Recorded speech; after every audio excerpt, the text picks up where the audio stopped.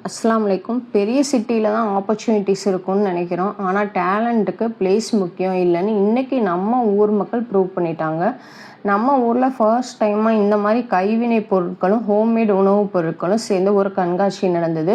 Actually சொல்லணுன்னா இங்கே இவ்வளோ woman entrepreneurs, home makers, small business owners இருக்காங்கன்னு எனக்கே தெரியாது. இன்றைக்கி பார்த்ததுக்கப்புறம் தான் இவ்வளோ பேர் நம்ம ஊரில் இருக்காங்களான்னு எனக்கே தெரிஞ்சுது. ஒரு கேக் ஸ்டால் பின்னாடி ஒரு அம்மாவோட ஹார்ட் ஒர்க் இருக்குது. ஒரு ஹேண்ட்மேட் பேக்கு பின்னாடி ஒரு ஃபேமிலியோட இன்கம் இருக்குது. ஒரு ஸ்மால் பிஸ்னஸ்க்கு நம்ம கொடுக்குற சப்போர்ட் அவங்களோட கான்ஃபிடென்ஸை சேஞ்ச் பண்ணும். நான் அங்கே போய் கேக்ஸு, ஸ்நாக்ஸு எல்லாமே டேஸ்ட் பண்ணேன். ரொம்பவே சூப்பராக இருந்தது. ஹேண்ட்மேட் பேக்ஸ் எல்லாம் அவ்வளோ அஃபோர்டபுளாக இருந்தது. நானே 1000 rupeesக்கு பேக்ஸ் வாங்கிட்டேன். ஆனால் ஹானஸ்ட்லி நான் வாங்கினது ப்ராடக்ட்ஸ் மட்டும் இல்லை, அவங்க எஃபோர்ட்டும் ட்ரீம்ஸும் தான். அதை விட அன்எக்ஸ்பெக்டடாக ஸ்கூல் ஃப்ரெண்ட்ஸ், காலேஜ் ஃப்ரெண்ட்ஸ் எல்லாரையும் மீட் பண்ணது ரொம்ப எமோஷ்னலாக இருந்தது.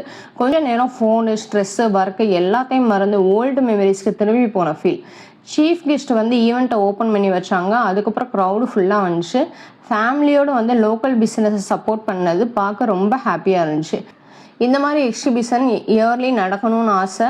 ஏன்னா நம்ம ஊரில் இருக்க டேலண்ட்டுக்கு கொஞ்சம் சப்போர்ட் கிடைச்சா போதும் அவங்க லைஃபே சேஞ்ச் ஆகலாம். ஸ்மால் பிஸ்னஸ்னா ஜஸ்ட் ஒரு ஷாப் இல்லை, அது யாரோ ஒருத்தரோட கனவு, கஷ்டம், ஃப்யூச்சர்.